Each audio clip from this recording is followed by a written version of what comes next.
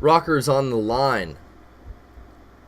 Hey, how's it going? Hey, what's up, dude? Are you representing 617? Heck yeah. Well, not really. Oh, okay. You should, bro. You shouldn't front. You should just represent it hard. I'll work on it. All right. But speaking of representing, Is this you in the picture with the dogs? Yes. You're pretty buff, bro. I'd like to think so. Yeah, dude, you I think. looking swole.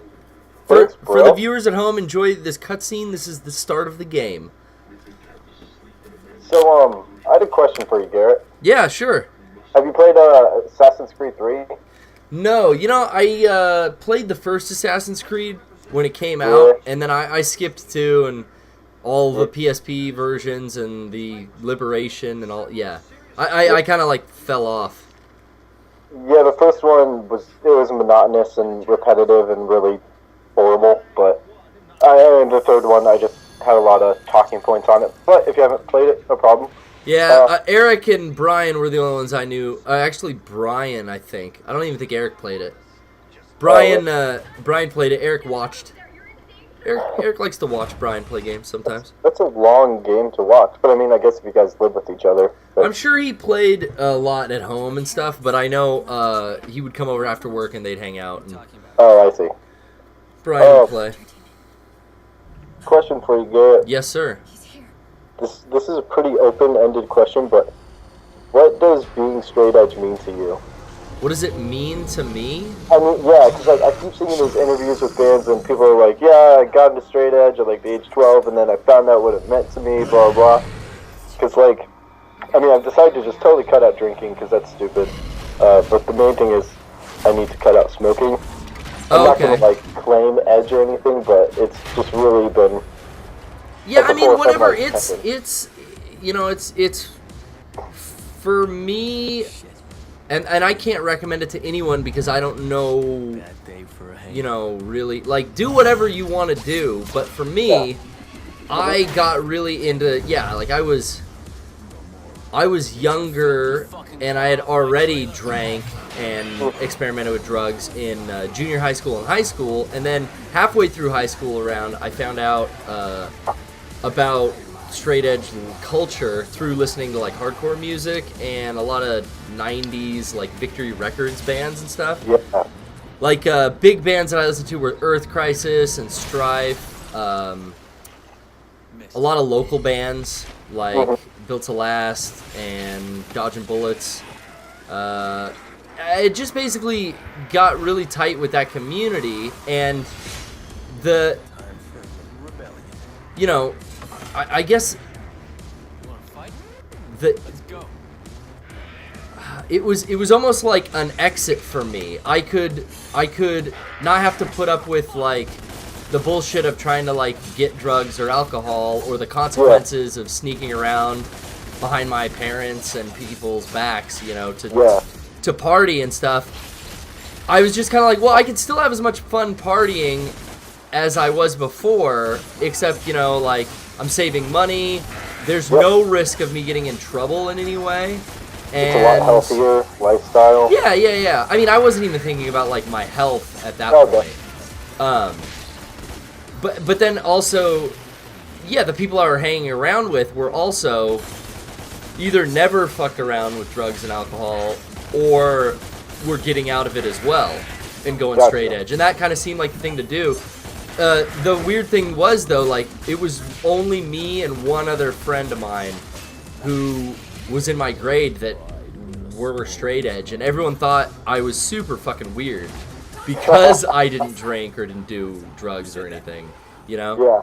And when I was younger and when it was a real, like, new thing for me, I was, like, all about it, and I would wear fucking, I still have all these t-shirts that say straight edge on them and stuff, like, the parody of like the Snapple logo and the Star Wars logo, and it just says straight edge, and all these old band shirts that say like Southern California straight edge, and like I don't really, to me, that's what it meant to me back then. Yeah. Now it is turned into just like a clean way of living. I don't necessarily like go hang out in that community like I used to. I think that kind of scene out here is dead. Or if it's not dead, it's something that I'm not interested in being a part of. Because there are still like hardcore bands and straight edge bands, but you know that's it's just a lot different than it used to be, I guess. And you know, I feel weird when I'm the old guy in the corner of the room at the like shitty college campus venue. And frankly, I don't like most new music, but it's weird because that culture, the whole straight edge culture, just kind of comes out of like a music scene and like a music type, and I don't think a lot of lifestyles kind of come from that, unless, I don't know, rock and roll lifestyle. You party like a badass. Like recently I've been getting into like, there's a band called Looking Forward, they're like a Christian straight edge band, one called that was another thing that I was like, I was way into this Christian straight edge band called Born Blind. They were the local band. Oh, what? Yeah, and it was, they were cool.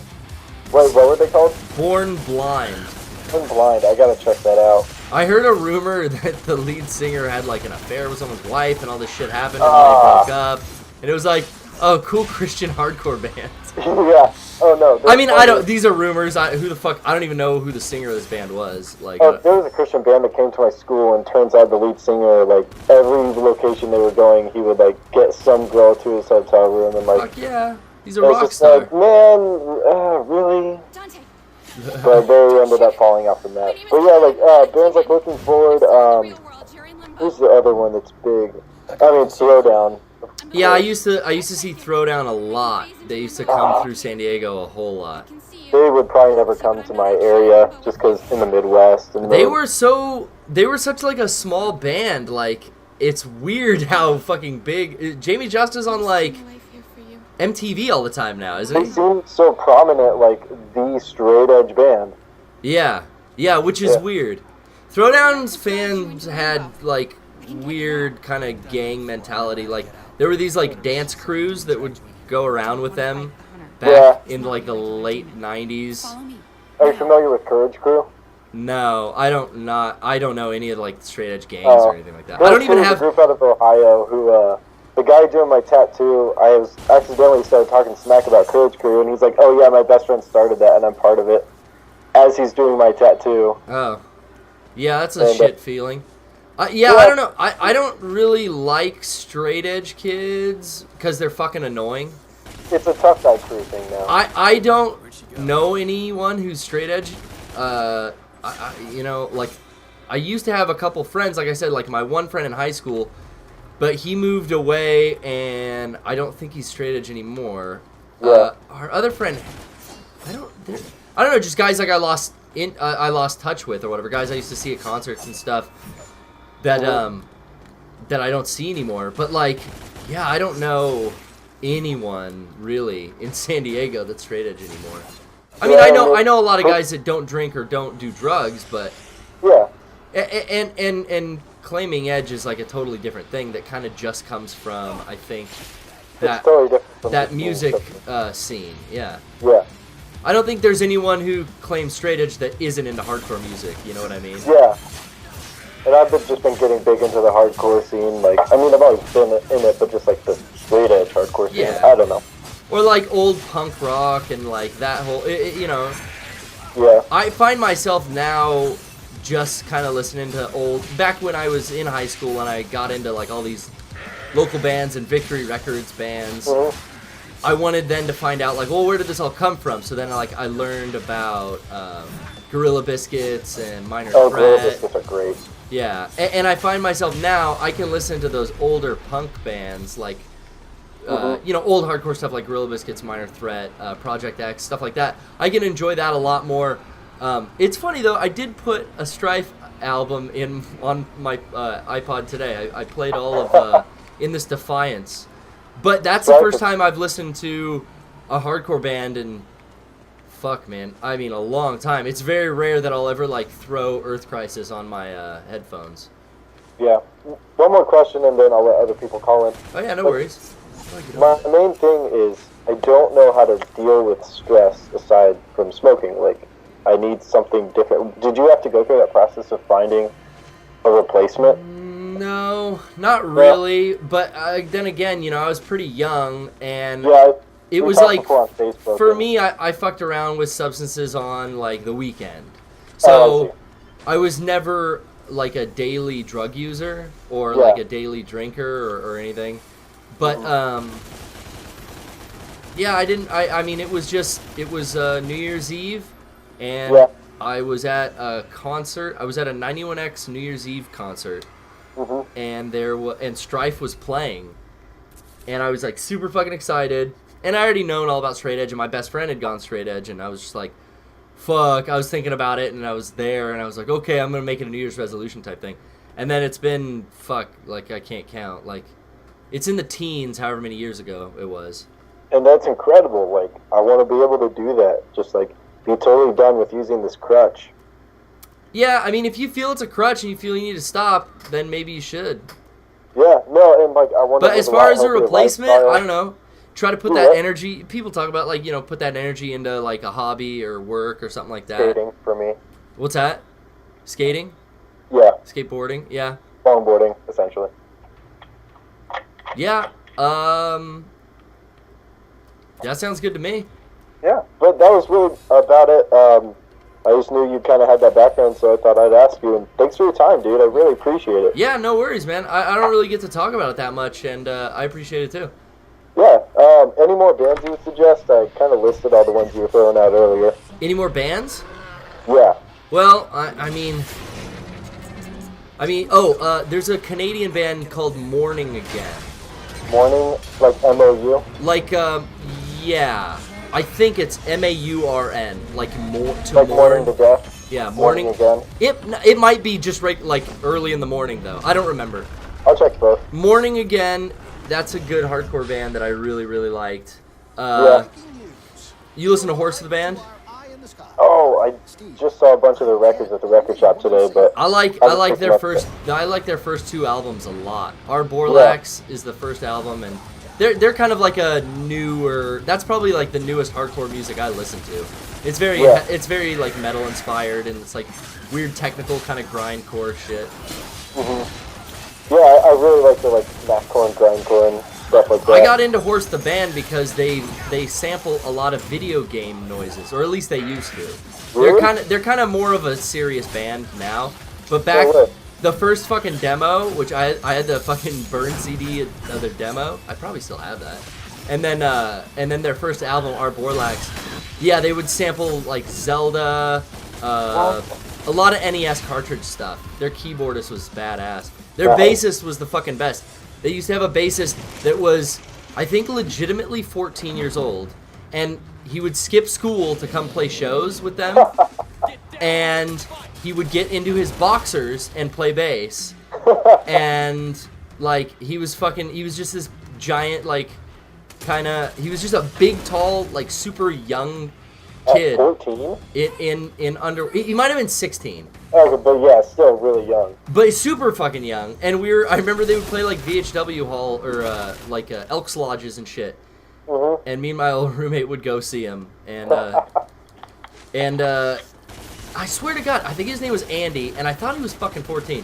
I don't know, I just remember one time he played at a VFW Hall in his boxers, and he pretended to fuck the hole in the kick drum once. That was funny. No, but yeah, Horse the Band's good. Morning Again. Check those two out. Sometimes when people give you band recommendations, they throw so much at you. It's too much. That was a genuine jump scare that fucking got me last night. The mirror, the hunter. Yeah. The character design of this demon was fucking rad too. Yeah. I really liked it. Anyway. I can't say I've ever played a Devil May Cry game, but... Hey, this is a great one to start because it's kind of it's a series reboot. It's fucking... It stands alone. It's custom. I mean, it's not custom. It's fucking state of the art. Like, it looks, controls, and plays like a very modern, fun fucking action adventure game. Okay, I have a question because I just realized. And you're into heavy metal and shit. You'd like this game, dude. It's got it's a bunch of like goth bands did the soundtrack. Like is like Combi Christ credited? I think like Combi Christ shit is everywhere. It's they're good. All over the ending, like in the end credits. And yeah. Stuff, like What do you think about the new Dante like skin? It's the haircut and him being young and everything.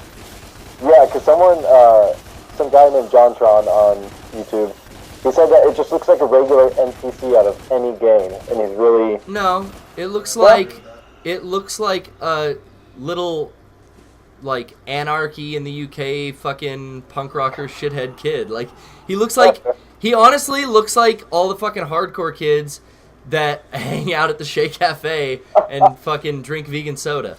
Like, he's too cool for school, and he fits the fucking attitude perfectly. There you go. I think they fucking nailed it. I mean, all right, fair. He half-ass dresses like me. Black fucking tight pants, black boots, combat boots. I don't wear fucking fingerless gloves, but... No, I mean, it's a young version of the character they already had. Alright, I mean, I have no reference to the other character, or to the other versions of the character, but... Yeah.